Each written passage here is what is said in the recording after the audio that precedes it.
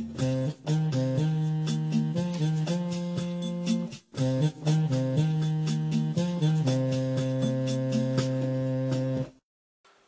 à tous et bienvenue sur la cabane autonome en direct de la cabane autonome un dimanche après-midi. Donc nous reprenons les vidéos, ça y est, on est relancé un petit peu. Et on va vous faire une vidéo sur les critères de recherche de terrain et les critères de choix des terrains, voilà. Pour l'autonomie. Pour l'autonomie. Et les vacances, ça y est, pas réussi. Donc on va déjà tout d'abord parler du budget. Ouais. Pour le budget, c'est savoir combien vous avez. Et dans combien vous avez, il faut définir les parties pour le terrain, les parties pour les équipements. Hein, ouais, les équipements éventuels s'il faut en rajouter par rapport à ce que vous avez sur place, quoi. Le budget pour la construction ou la rénovation.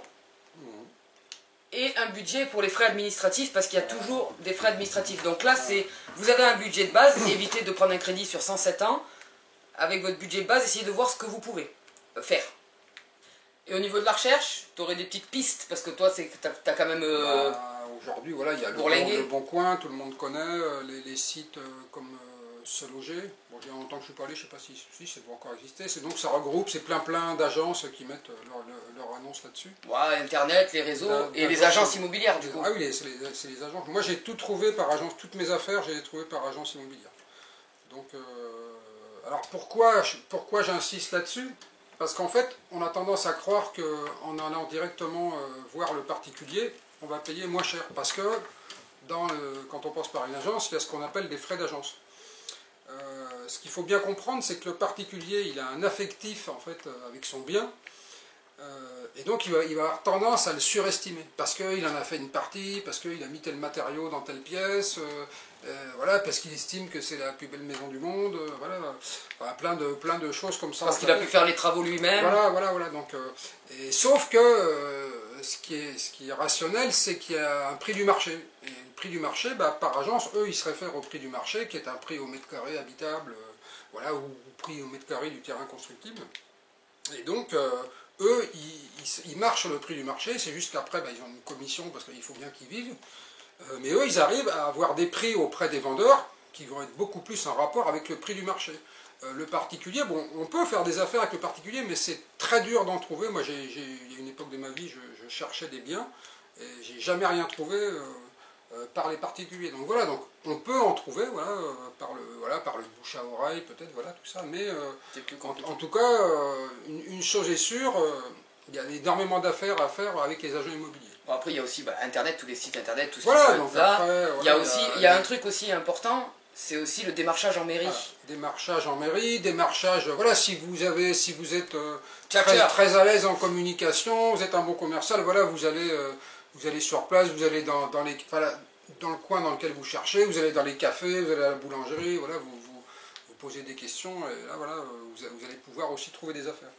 Donc une fois qu'on a trouvé l'affaire, ça y est, on est sur place. Voilà. Donc là, on va parler des critères... les critères sur place. Sur place, à vérifier avant d'acheter. Avant d'acheter, voilà. Donc nous, ce qu'on conseille, c'est quand même de prendre un terrain au minimum arboré. Pourquoi? Déjà pour des raisons climatiques, pour ramener de la fraîcheur et amener de l'ombre. Voilà, de l'ombre, se protéger un peu du vent. Et voilà, c'est... Et puis aussi, avoir déjà un début de bois de chauffage, par exemple.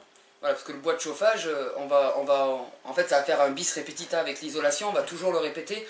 Vaut mieux mettre déjà, quand on arrive sur un lieu à rénover ou à construire, mettre de l'argent dans de l'isolation une bonne fois pour toutes, que de mettre de l'argent dans du bois, qui en plus c'est pas très non plus écologique, et c'est pas trop non plus économique. Une fois qu'on l'a balancé, la ouate ou autre chose, nous on a choisi la ouate, dans les murs, c'est toujours du bois en moins qu'on utilise pour se chauffer. Nous on utilise quasiment rien, on a une grande maison, on a un tout petit poêle, et en plus maintenant il y a les roquettes stop, poêle de masse, tout ça, donc voilà, vous n'êtes pas obligé d'avoir aussi une méga forêt sur place. Vous pouvez avec des branchages vous chauffer. Oui, avec des roquettes stove, des choses comme ça, vous vous alimentez avec des rameaux et vous n'avez pas besoin de bûches, quoi, en fait. C'est bien, tu répètes tout ce que je dis. Non mais voilà, c'est juste pour dire qu'il n'y a pas besoin d'avoir des hectares de forêt, et d'autant plus si vous avez bien isolé votre maison au départ. C'est bien ce que je viens de dire. Voilà. Ensuite, les plantes... C'était ça C'est ça que je disais. Du coup, les plantes bioindicatrices. Ça, je te laisse faire parce que... Ouais, bah déjà, ça peut vous donner une indication du sol, du déséquilibre du sol, de la nature du sol. Donc, voilà, donc... c'est sol. À voir aussi, prendre des photos, voilà. Et puis, par exemple, alors après, bon, bah, tout le monde ne connaît pas ça, mais vous rentrez, vous vérifiez après sur Internet ou dans des bouquins. Il y a Gérard Dussert qui Voilà, Gérard Dussert qui a travaillé beaucoup sur la question. Donc, qu'est-ce qu'il y a? Bah, l'exposition aussi. L'exposition, voilà. Attends, mais du coup, j'avais une vanne. Ah. Ouais, parce que t'as dit beaucoup sol. Est-ce qu'avec ça, on peut, si on a la clé, est-ce qu'on peut jouer de la musique?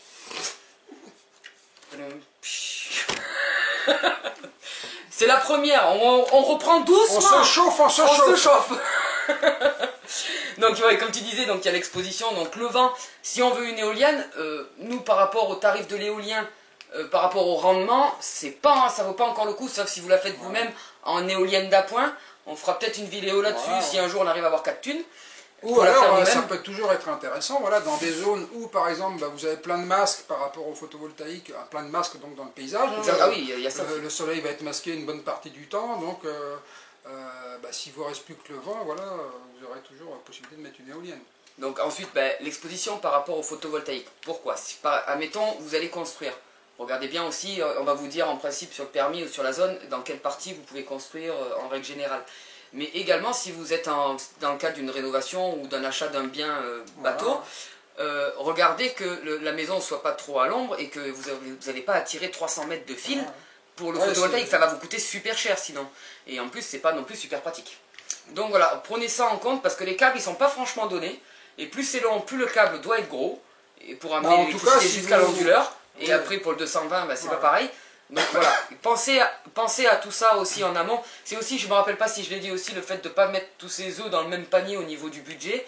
Je me rappelle plus si je l'ai dit en début de vidéo, mais voilà, c'est important de garder une cagnotte laquelle on n'a pas touché. C'est la cagnotte de réserve.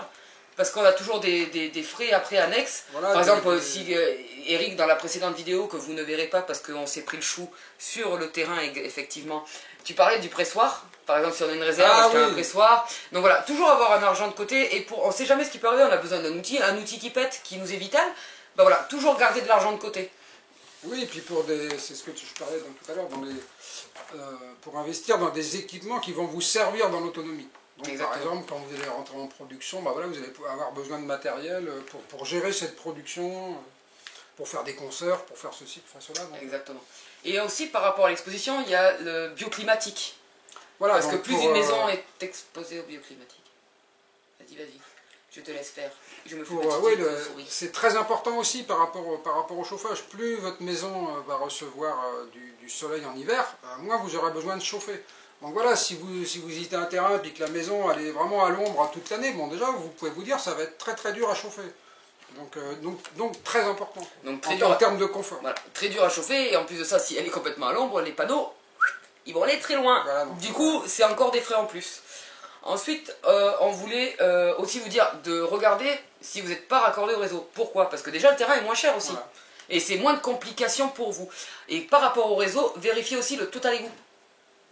Oui, voilà, s'il y a un total égout qui passe devant, bah, ne le prenez pas. Oui, parce que vous devrez payer. Vous devrez payer chaque année. Vous allez, là, pour le coup, vous pouvez, enfin, ne le prenez pas. Sauf si vous ne voulez pas de phyto ou de phoque. Mais regardez que vous n'êtes pas soumis au régime collectif. Oui, parce que quand il y a un tout à l'égout qui passe devant votre terrain, vous êtes obligé de vous raccorder pour l'assainissement. Voilà. Donc vous n'avez pas le choix et donc du coup vous avez des charges à vie. Voilà. Et donc si vous n'avez pas le tout à l'égout, il faut se rapprocher aussi du SPANC, voir les études de sol, voir tout ça. Donc c'est aussi des frais, comme on disait, les frais administratifs. Ah oui. Voilà. Ensuite on avait aussi l'eau, la pluviométrie, tout ça. Ah oui, au niveau de l'eau, donc il faut voir au niveau de la ressource en eau. Donc est-ce que sur place vous avez un puits, un forage, est-ce qu'il y a une source qui coule, une petite rivière, est-ce qu'il y a une petite rivière, voilà. Si vous n'avez rien de tout ça, il ne vous reste plus que la pluviométrie. Donc regardez la pluviométrie qu'il y a dans la région. Puis après la pluviométrie, il faut la capter. Donc il faut regarder les surfaces de toit qu'il y a déjà en place. Et puis, c'est pareil, ça veut dire l'achat d'une citerne. Ouais, il va falloir la ou stocker, la faire, la stocker, la filtrer. Et éventuellement rajouter des surfaces de captage. Donc si vous ne pouvez pas construire, ça va être des récupérations avec des bâches au sol, des choses comme ça. Donc il va falloir budgétiser aussi. Exactement, donc réfléchissez bien à tout ça. Et par rapport à la pluviométrie, diminuer quand même par rapport à ce que nous donne Internet sur les sites, diminuer un peu de quelques millimètres, mais même de moitié en fait. Non, moi je diminuer un bon 20% par rapport aux dernières années, là ce qu'on voit, vous diminuez d'un bon 20% par rapport à ce qu'ils annoncent au niveau climatique. Et aussi, il faut savoir qu'il y a des pertes en pourcentage suivant le type de toit que vous avez, suivant la pente du toit, suivant le matériau du toit. Par exemple, des tuiles, ils vont absorber une partie de ce qui est tombé, puis ça va repartir en vapeur après en séchant. Donc il y a des toits qui absorbent beaucoup en fait d'eau, qui vont perdre beaucoup d'eau, ça va pas être très rentable. Donc là, on va dire un truc, ça va vous paraître peut-être pas forcément au niveau de l'autonomie, mais nous, on a un truc aussi très important, c'est de ne pas être trop loin des services. Par service, on entend aussi des biocoop, des trucs comme ça, les écoles pour les enfants s'ils sont scolarisés ou pas, ou s'ils ont des activités à l'extérieur. Pourquoi ne pas être super loin par rapport à ça? Parce que vous allez avoir un budget en transport qui va vite exploser. Il faut savoir que n'importe quel petit véhicule, c'est entre 7 et 10 euros les 100 km. Donc si vous êtes par exemple on va dire, je sais pas, à 20 km des moindres services, ça veut dire qu'à chaque fois que vous y allez, c'est 40 km. Donc ça va vite coûter très cher en fait. Voilà, donc nous on tient quand même à le préciser parce qu'au début on se dit ouais mais on va être autonome, on n'est pas forcément obligé d'être proche. Sauf que l'autonomie ça se construit pas en un jour. Donc surtout l'autonomie alimentaire, ça se construit pas en un jour. Il peut y avoir des années où on aura eu beau tout bien faire, le temps n'a pas été avec nous, il y a eu de la grêle, il y a eu ci, il y a eu ça, et à un moment donné il faut bien se nourrir. Alors après on peut dire, et pensez du coup par rapport à ça, à rentabiliser vos voyages. C'est-à-dire si vous devez aller absolument quelque part avec la voiture, profitez-en pour faire vos courses, même si vous avez que 2 œufs à acheter, enfin si vous n'avez pas de poule. Mais façon de parler. Donc pensez à rentabiliser toujours dès que vous faites quelque chose. Pensez, ça peut servir une fois, ben non, ça veut dire qu'il y a deux utilités à un truc. Ah non mais nous par exemple on fait des courses, on fait des courses tous les 15 jours. Et après voilà, quand on sort, on essaye de faire toutes les choses qu'on a à faire en même temps. C'est ça. Ensuite, on va aussi vous parler des distances par rapport au voisinage. Par voisinage, on entend aussi des entreprises qu'il peut y avoir, mais aussi des cultures.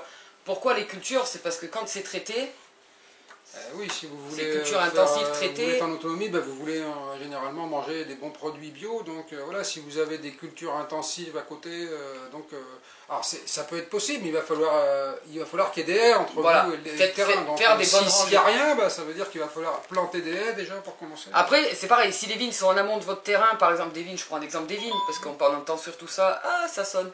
Je crois que c'est vous qui m'envoyez des messages sur YouTube quand ça sonne comme ça. Non, c'est vraiment plus. Par exemple, si les vignes sont en amont de votre terrain, comment dirais-je, oui, par exemple, il faut éviter, si vous avez un puits, chez vous, puis que en fait, vous êtes en contrebas de terrain en intensif, oui, un intensif traité, ça ne va pas être traité au niveau des produits dans l'eau, et donc du coup, voilà, donc ça c'est quand même aussi à vérifier. Donc voilà, bien voir le voisinage, regarder sur les cartes aussi, s'il n'y a pas une carrière dans le coin, des choses comme ça. Par exemple, une carrière qui est à 500 mètres, si vous êtes dans le sens des vents dominants, vous allez avoir du bruit tous les jours. Donc ça c'est super important parce que à la campagne, en fait, c'est vachement calme. Et en fait, les moindres bruits, vous allez les entendre beaucoup plus que si vous êtes en zone périphérique de ville, quoi. En fait, parce que vous vous habituez à un calme et en fait, le moindre bruit va être gênant, quoi. Donc très important l'entourage. Et les passages de route aussi. Voilà, passage de route. Les passages de route, c'est pareil, c'est des bruits, en fait, vous verrez quand vous êtes à la campagne, quand vous vous habituez au calme, un trafic routier, c'est très très bruyant et très stressant, là.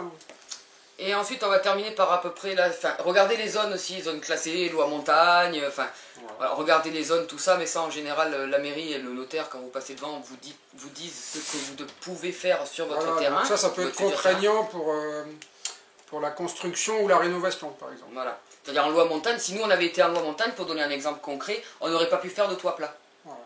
Voilà, c'est un truc tout con, mais on y a échappé belle à 50 mètres. Ensuite, donc du coup, on va parler de la surface.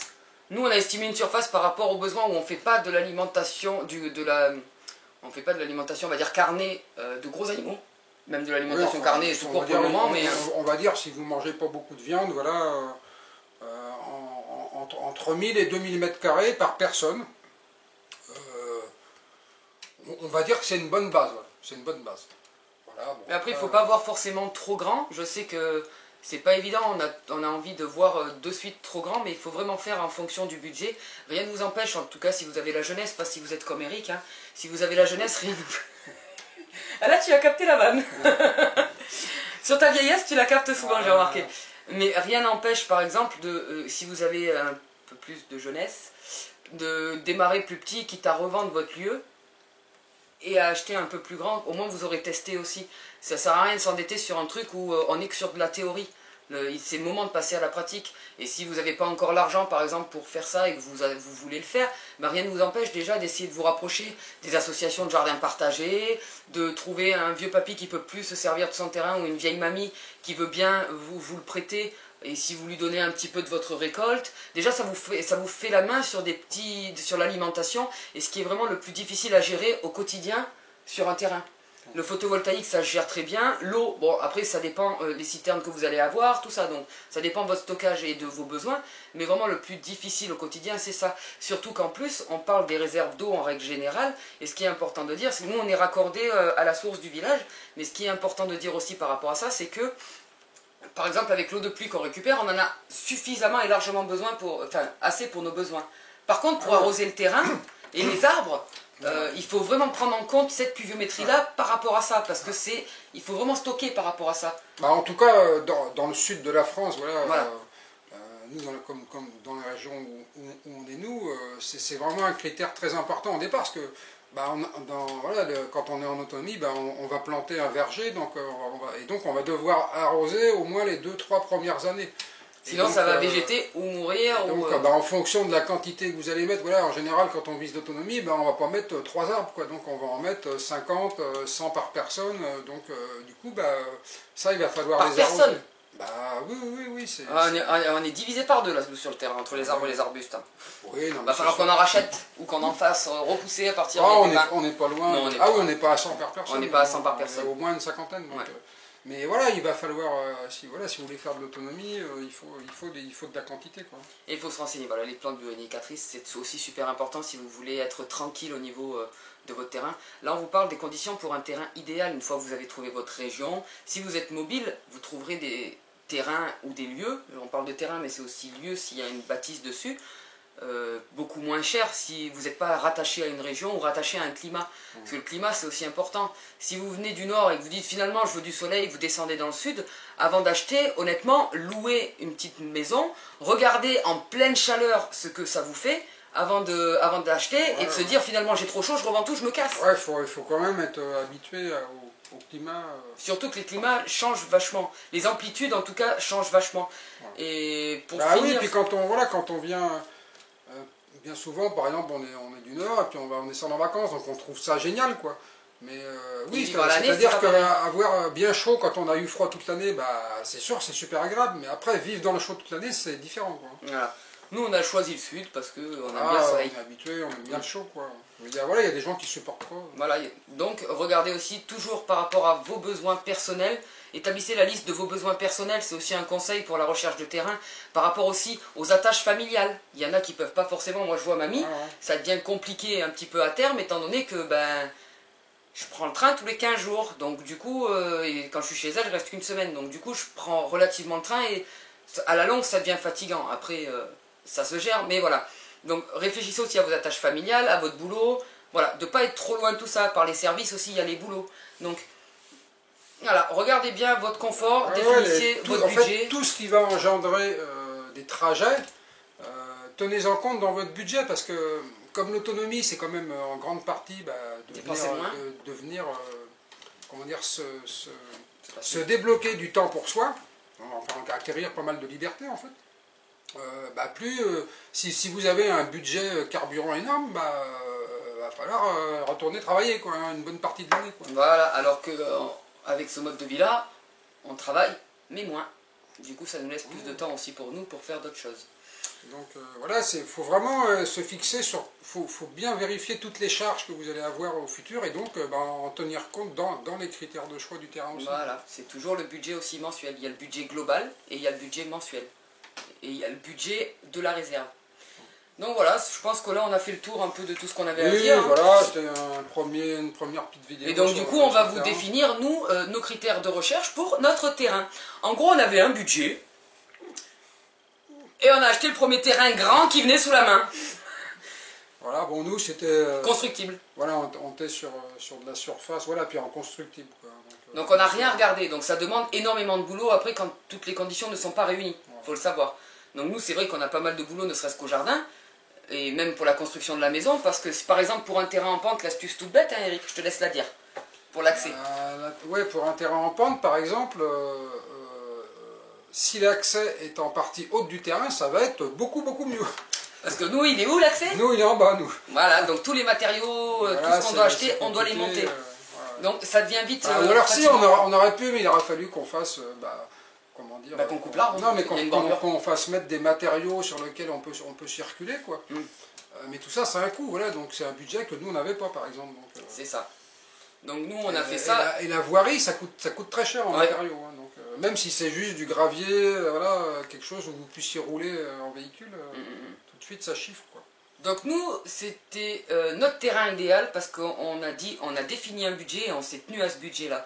On a trouvé notre région. Nous, en fait, les critères, c'était la région, le pognon, la constructibilité du terrain, et après, voir aussi que ce soit pas trop passant au niveau du bruit.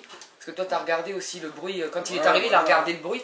Moi, il faut savoir qu'il a visité le terrain, il m'a dit « Il est génial, il est génial, il est génial, il est grand et sympa. » J'ai signé sur photo quand même. Hein. Après, on est plus ou moins sensible au bruit. Moi, je suis très sensible au bruit. Donc, mais voilà, mais c'est un critère important. Ce que je trouve dommage quand bien souvent, les gens qui viennent à l'autonomie, voilà, ils en ont marre d'être en ville. Donc, le calme, c'est un critère important, je trouve. Donc je pense que tu as sans doute oublié des critères. Oui, moi je crois que j'ai dû faire ma part. On a dû en oublier, il y a tellement de critères. Mais voilà, on voulait vous faire quand même une petite vidéo là-dessus. Voilà, parce que c'est quand même très important. C'est le départ, quoi. C'est le départ. Donc une fois que là ça c'est fait, pour revenir en arrière c'est un peu plus compliqué et ça va être beaucoup plus déchirant, cœurement parlant. Cœurement c'est comme du cœur, tu vois. Tu comprends le cœur? Ouais, je vois bien. Tu le manges, toi, c'est ça? Ah, bah oui. A bientôt sur la cabane autonome. Ciao.